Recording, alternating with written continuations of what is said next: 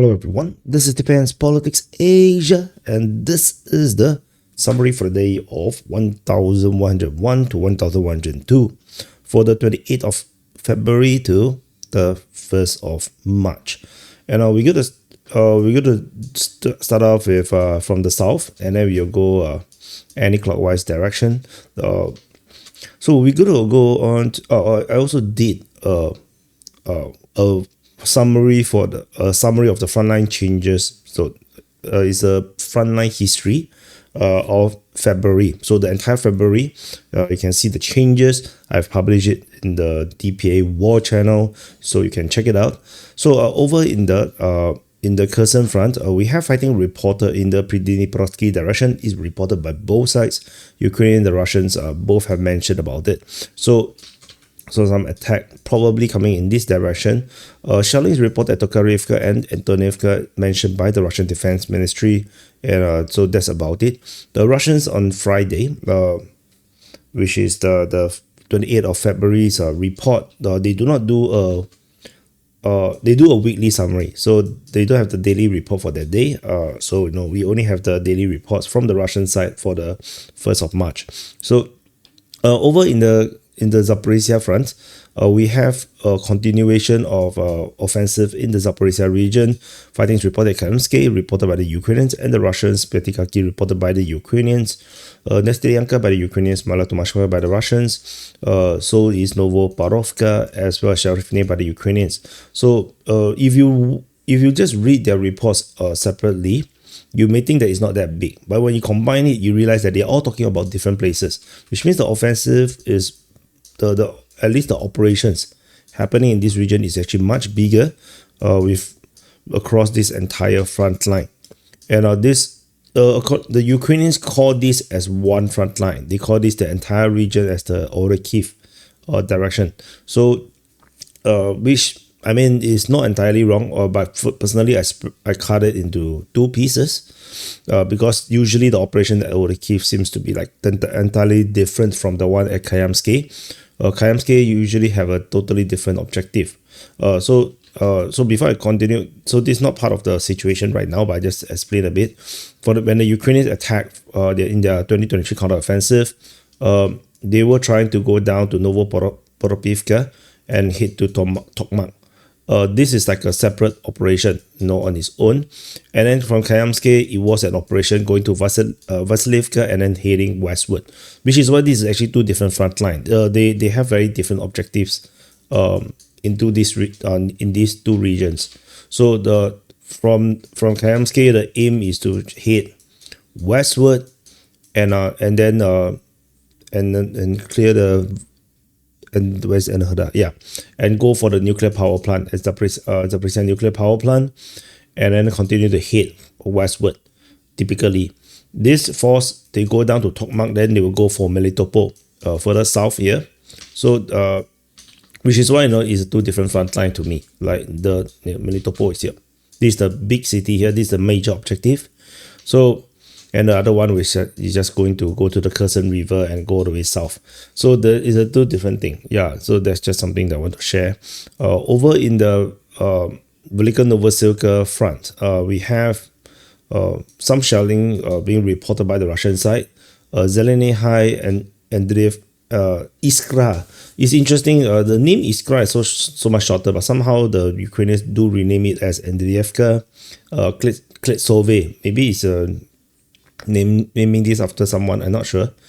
And Pidobne as well as Yamvarsky, which is also have another name called Vishneve. So these few regions here got shelled, which is the first time that we have actually seen shelling being reported this far back.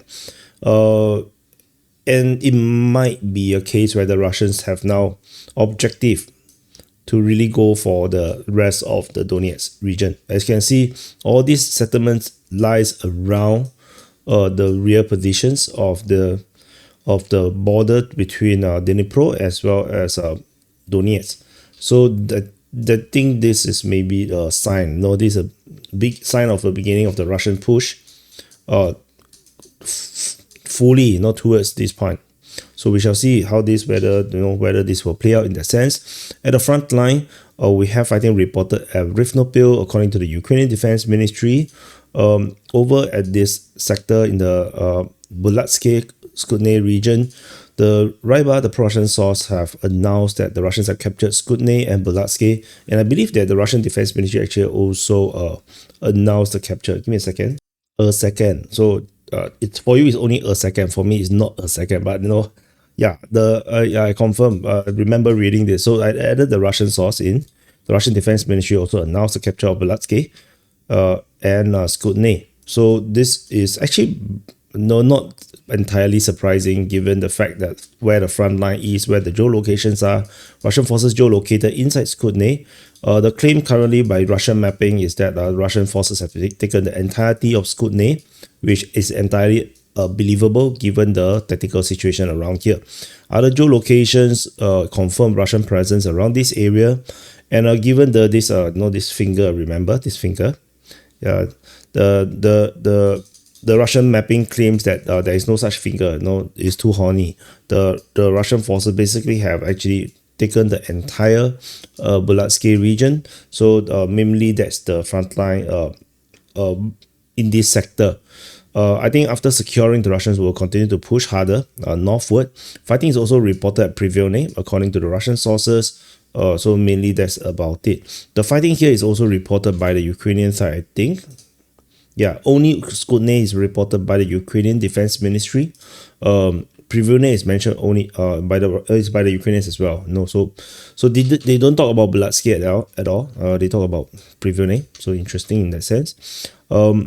We move on to the Avdiivka front. The Avdiivka front, this monster continues. You can see there's the eyes here, and then it looks so cute now.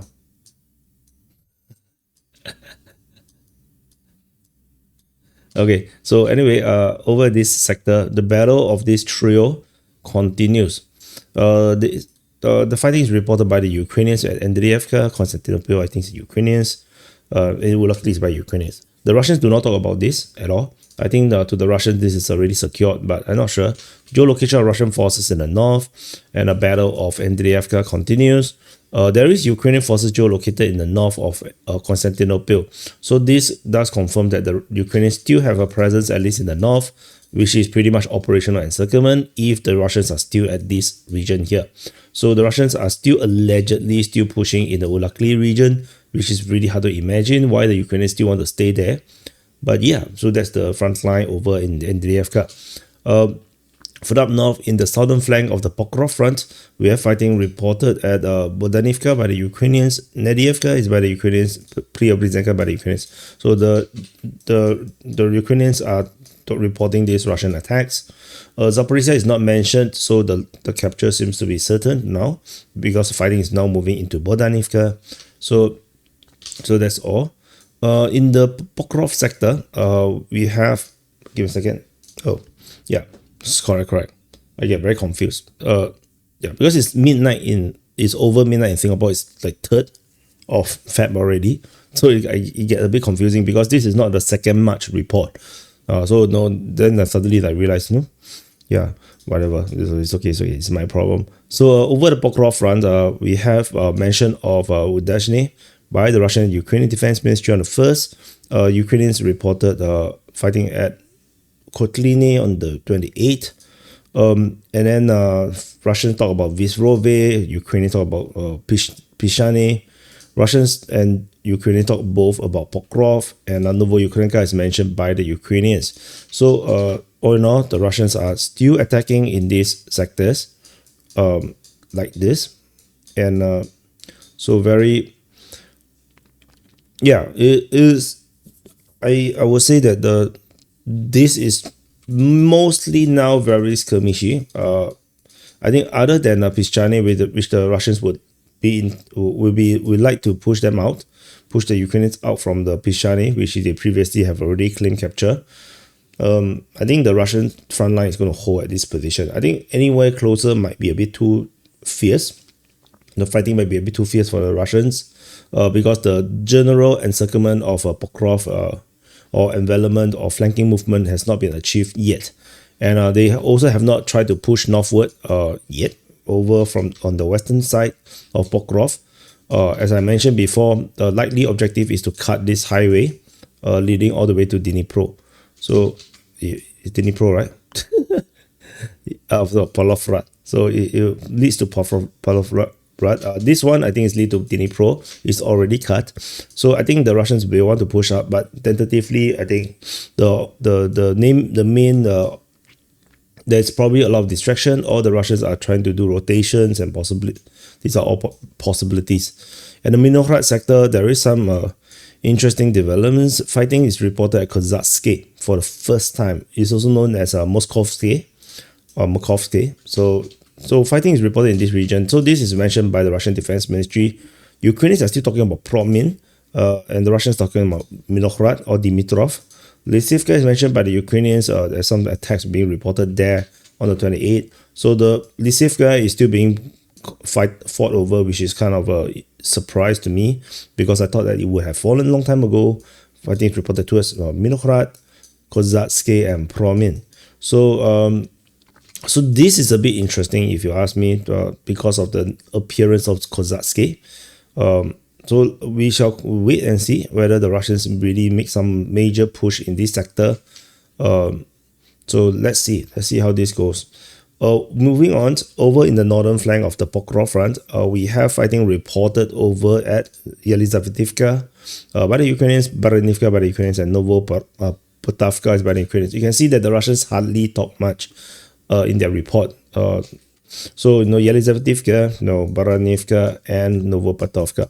So the interesting thing about is that they mentioned Novopotavka, which means that Berezivka and Vodyanidruhi might be already taken, confirmed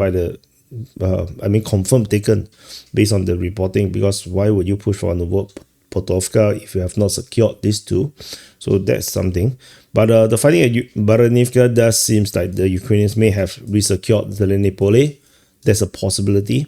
So let's see how this continue to move on from this sector. There's some shelling reported by the Russians at Yablunivka, very out of place if you ask me. And over at the Toretsk front, shelling is reported at Klebanbek by the Russian Defense Ministry. The Ukrainians continue to talk about Toretsk and Krimske on both days. Dnipro is by the Ukrainians, Darino by the Ukrainians. So the Ukrainians are the one doing most of the reporting, the past days. Leonidivka is mentioned by the Ukrainians as well. So fighting is reported at Leonidivka, Toretsk, Krimske, Dashne, and Dnipro, and shelling at Klebanbek. The only report by the Russians in the Toretsk front. We move on to the Bakhmut. Bakhmut front, there's only reports fighting reported at Orikovo-Vasilivka as per the Ukrainian Defense Ministry report. Only in this sector. Shelling is reported at Bilokosminivka. So yeah, it's another one of those reports by the Russians. Is like very far away. You can see that. You see, talk about Klebanbek, talk about Petonivka, Yablonovka, Bilokosminivka. It's very far away, So yeah, not sure what's happening. Petonivka is over here. Over the Sivers front, the main fighting is all overall this sector, with Kayamske mentioned, Zolodarivka mentioned, and Bilohorivka mentioned. And again, all the information is coming from the Ukrainians. So fighting at Bilohorivka. The one at Zolotarivka is not exactly fighting. It's just the Ukrainian mapping. Deep State UA updated their maps, which did not affect our mapping. Volkomokanyamske was reported fighting, but this front line tentatively, yet is another nothing burger. Nothing really exactly happening here. There might be skirmishes, I guess. Over at the Liman front,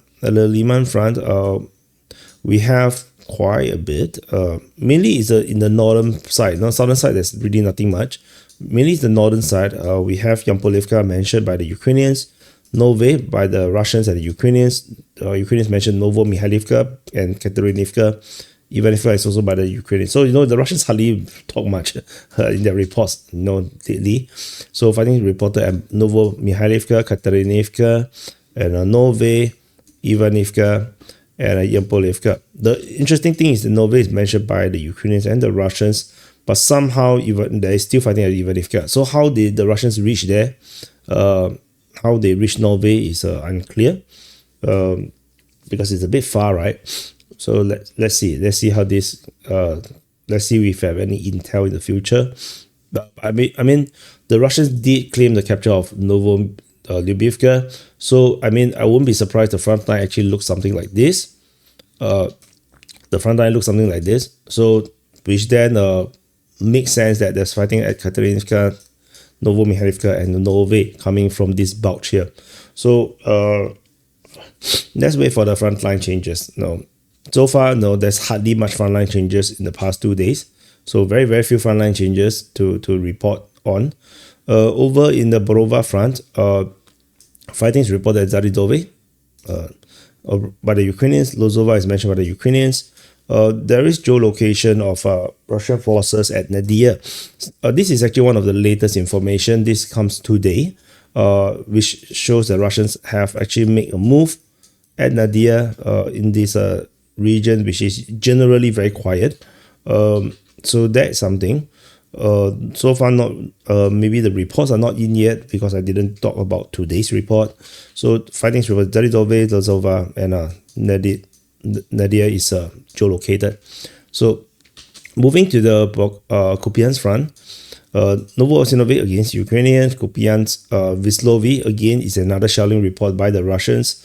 Novopalevka is mentioned by the Russians. This is the only one at the front line. Deep State UA reported frontline change, which doesn't change our mapping again, but this time around is a Ukrainian attack. They say the Ukrainians managed to retake some positions at Sinkivka, whereas the Russians are still talking about Petropavlivka. So shellings reported at Kupiansk, Lozove, as well as this push towards Novoosinovi. So this is the Kupiansk strategic situation. So mainly that's about it. Over and nothing at the Voreshna front because the Russians hardly talk much in their report. Yeah, and then we move on to the Kharkiv front. At the Kharkiv front, we have mention of Voschansk as usual, which the battle here is resembling Stalingrad. The entire city is flattened. There's really nothing much to fight for. Over in the other side, this is actually a shouting report. Wrong icon.